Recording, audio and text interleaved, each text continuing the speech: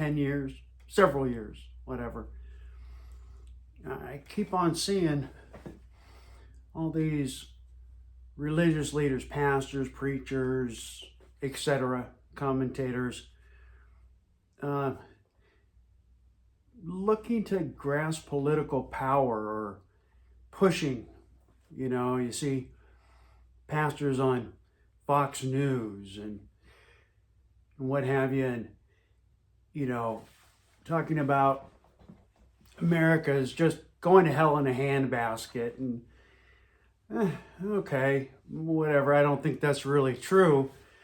Um, we can go back to the days of the flappers, right? And oh, everything's falling apart and whatnot, and seems to kind of be that every generation looks on the past and either they glorify it and it was some sort of wonderland, everything was great. 70s and 80s, everybody looked back on the 50s and oh, how great America was then, but now it's fallen apart and it doesn't seem to be any different now. And I just don't see it. I'm sorry. I don't. But what kind of throws me off is how many people in Christianity seem to be thinking that it's about gaining political power and this notion of restoring America to a Christian nation and whatnot. But, I'm doing my normal daily reading the Bible and trying to understand a little bit better and, trying to figure out who God is and whatnot. And a little while ago, I was going through Matthew and, some of the stuff you read it and it just either doesn't click or what have you, or maybe you've read it so many times or heard so many sermons on it or something that it just kind of loses its oomph, right? But anyway, I'm going through Matthew and I come across Matthew 22 and I'm reading through there and there's like 3 different points where Jesus is being tested, I guess, by different religious leaders. And then I got to this one that I know I've probably read it a dozen times, if not more, but I guess I never really read it, thought about it, right? These religious leaders come to him and the Jews at the time, I know you probably know this, they had identified, I don't know, somewhere around 600 different commandments that they felt they were supposed to follow. But this one says to him, hey, look, we know you're a smart guy. We know that you're honest and forthright. So out of all those, what's the most important? What should we really be focusing on? And Jesus says to him, love, the first is, the most important is, love the Lord your God with all your heart, mind, soul, and strength. And the second is like unto it, love your neighbor as yourself. And it got me thinking, what does that really mean? What's it really mean to love your neighbor as yourself? I don't know for you, love is one of those words that gets watered down, loses some of its impact. Oh, I love this song, right? Or I love lasagna. And, somebody says that, we know that's not really what they mean, but what does love really mean? A lot of times the definition I hear, and it makes sense, it's reasonable. If you love somebody, you want what's best for them. I have kids, and certainly I want what's best for them. But sometimes I'm not that great at that, you know, and loving God, you know, it's easy to fall into the trap of doing everything else. You know, what, oh, I'll make sure I go to church every Sunday, or I'll make sure I not only tithe 10%, I'll make it 12 or 15 or 20 or whatever, right?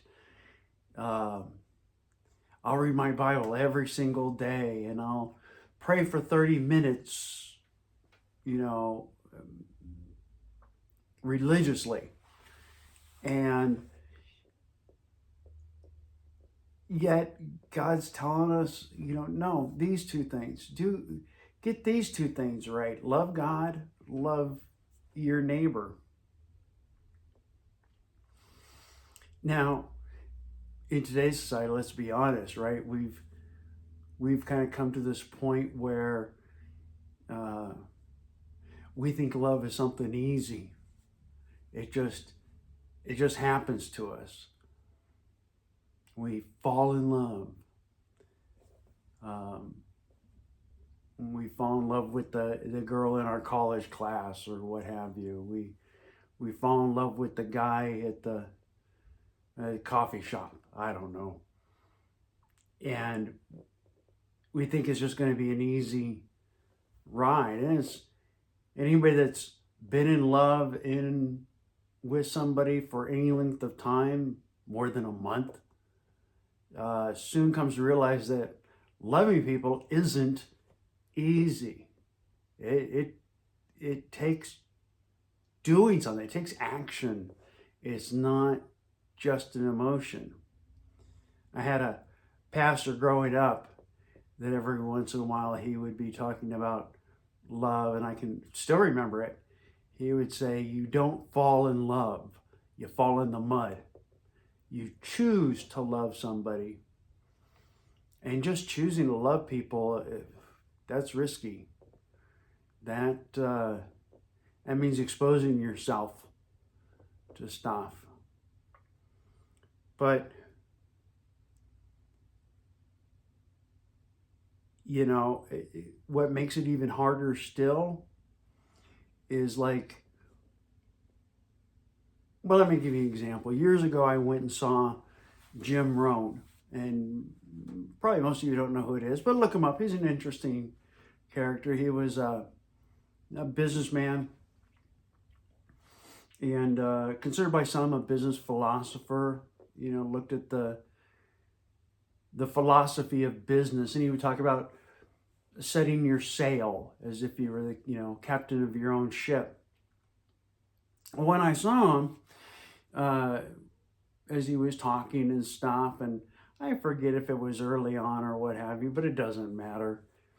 At one point he says, an apple a day, and he paused, and you could hear almost everybody in the lecture say, keeps the doctor away. And he goes, yeah, that made it out here, right? You all know that. And his next question was, well, what if it's true? That would be easy to do. If simply an apple a day kept the doctor away, that would be easy. But if that's the case, then why don't people do it? And he said, because it's easy not to do it. It's easy not to eat the apple a day. It's easy to instead eat the Almond Joy or the Reese's cup, you know, or the piece of cake. And with loving people, it's not just that it's hard, it's also that it's easy not to do it. It's easy not to love people because, well, let's be honest, people are rude and mean and self-centered, right? I mean, are you easy to love? I know me, I'm sometimes, I'm not easy to love. And yet, God says that's the second most important commandment, and we do so badly about it. Instead, so many are focused on political power and you know, I've heard people talk about Christian nationalism. I guess that's how they put it. Anyway, not really sure exactly what that means, but it sounds like, we need to have Christians in charge of everything. But do we really?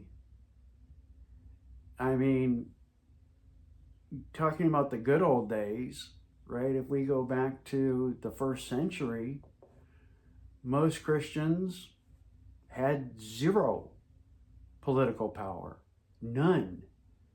The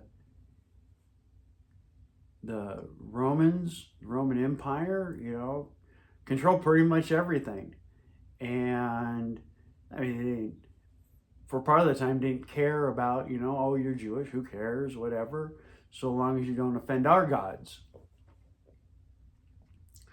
But the Christians then, they took this whole loving people to heart. They took a command, right? Because remember, we're talking about the second most important commandment, not the second most important suggestion. And they believed it and then tried to live it. Now, did some of them fail? Oh, I'm sure some of them failed. And some of them failed bunches of times. But is failing failure? Well, ask Thomas Edison that. You failed thousands of times on the light bulb. No, I just figure out ways not to make it, right? And shouldn't that be kind of our attitude towards loving people? Yeah, I get it. There's the guy at work whose mouth would put a sailor to shame. And, it is probably hard, super hard to love. There's, the single mom that maybe lives up the street from you, and if you ever see her, she's harried and running, and the front yard's overgrown and it irritates you and all that. Never mind the homeless people that may be in your neighborhood or in your city that are dirty, smelly, and aren't very nice, quite honest, in some cases. So what do we do then? I mean, we can put ourselves in our little holy huddle and say, well, I'm going to love the guys in my men's Bible study, or I'm going to love the women that I sit near in church. But don't expect me to go out of my way to care about people I don't even know. But again, maybe I missed something, but I don't read any of that as a excuse me, as a suggestion. It's all a commandment. Do this.